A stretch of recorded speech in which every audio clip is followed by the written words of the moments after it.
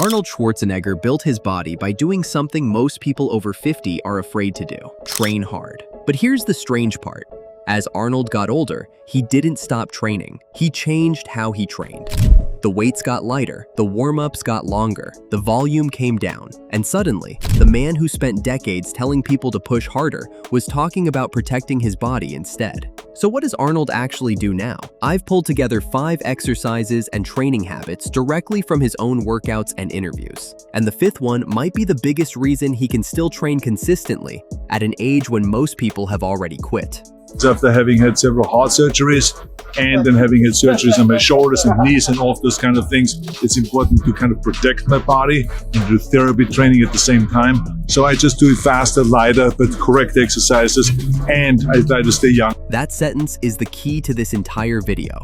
Arnold didn't decide, I'm old, so I'm done. He decided, I'm older, so I train differently. And that's a much more useful lesson. Because the mistake isn't getting older. The mistake is trying to train at 50 the exact same way you trained at 25. Biceps curling exercise, and always start out with high reps, so you kind of warm up the area that is vulnerable, like in my case, the elbows. The first set I do like 30 reps, or sometimes 50. It's just for the elbow protection. Look at what he just told you. Not start heavy. Start with high reps. For Arnold, that first set is about warming up an area he considers vulnerable. And notice something important. He's not saying everybody needs to do exactly 30, 40, or 50 reps. That's his routine. The useful part is the idea behind it. Don't make your first working set your most aggressive set. Start easier, get the joint moving, get comfortable with the motion, then increase the challenge. That's especially interesting for older lifters because the goal changes. When you're 20, you can spend a workout proving what you can survive. Later on, the smarter goal is proving what you can repeat. Because one brutal workout doesn't build longevity, being able to train again next week does. Tricep extension exercise, no different than when you do squats, you warm up the knees.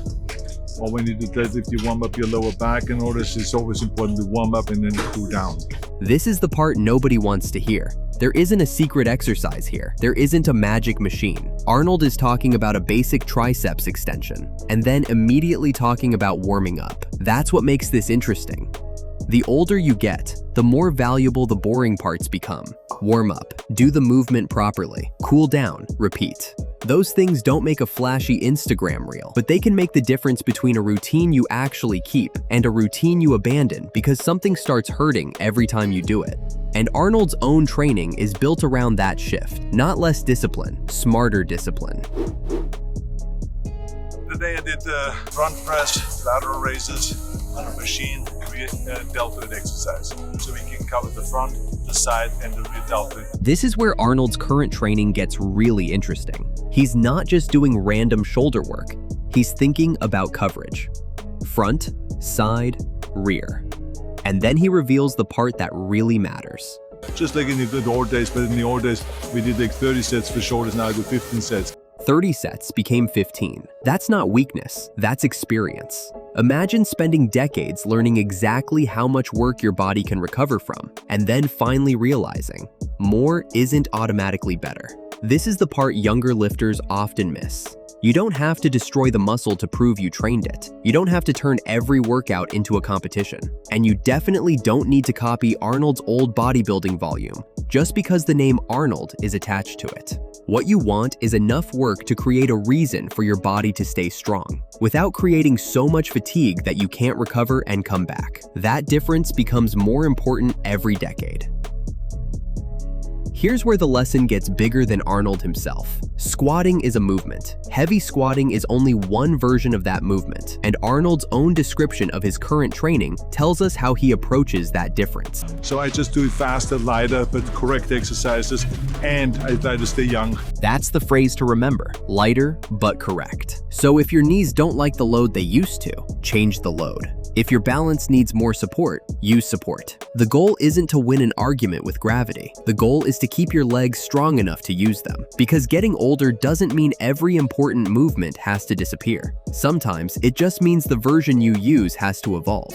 And now we get to something completely different. No barbell, no massive machine, no legendary bodybuilding workout, a bike ride. That's important because one of the easiest mistakes to make after 50 is thinking fitness only counts when you're inside a gym. It doesn't. Walking counts. Cycling counts. And Arnold's own routine shows something even more important. Movement became part of his lifestyle, not just part of his workout. That's a much easier habit to keep. You don't need to feel motivated enough to destroy yourself. You need a routine you can repeat when you're tired, busy, sore, or just not in the mood. Because the best exercise isn't the one that looks impressive on Monday. It's the one you still do on Thursday, and the Thursday after that. But training is only half the equation. Arnold has also talked about becoming more deliberate with food as he got older. In one conversation, he said he eats 2 meals a day. That's his personal routine. It's not a prescription. I make a little protein drink. I take cherry juice. We slice up a little banana. We go and take the whey protein. How do you get the protein as quick as possible into the bloodstream? He has also shown a simple post-workout protein drink, and in another interview, he talked about watching his diet more closely, cutting sugar products and white bread, while increasing cardiovascular training. Again, don't copy the exact menu just because Arnold does it. I work out harder, I do more cardiovascular training, and I watch much more what I eat. So I cut out just simply all the sugar products, and I cut out all the white bread. Take the principle, training matters, food matters, and consistency is what connects them. So here are the 5 things again. Light. High rep curls before pushing harder. Triceps work with proper warm-up and cool down. Shoulder training that covers the whole muscle instead of chasing endless volume. Squat patterns adapted to what your body can actually handle. And daily cardio that gets you moving even when you're not in the gym. But none of those is really the secret. The secret is that Arnold stopped trying to train like his younger self. He adapted. He reduced unnecessary volume. He paid more attention to vulnerable areas, and he kept the habit alive. And then Arnold says something that applies far beyond bodybuilding. 80% of the people in the gym make no progress. They make the same mistakes over and over and over again, and they expect different results. So it doesn't work. The basics will always stay the basics.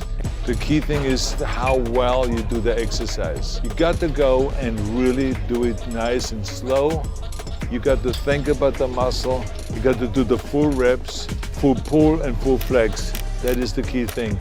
That's it. Not maximum weight, not maximum pain, not maximum volume, maximum consistency. Because if you can train correctly, recover, eat reasonably well, and come back again tomorrow, you've already beaten the biggest problem most people face: stopping. The bottom line is I'm 76 years old.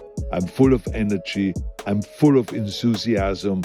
I just always see mountains in front of me to be climbed, to keep climbing and climbing and climbing. And that's what it's all about. Maybe that's the real goal after 50. Not looking 25 again, not lifting what you lifted 30 years ago, just making sure your body is still strong enough to climb the next mountain. Whatever that mountain is for you. Which one of these 5 are you already doing?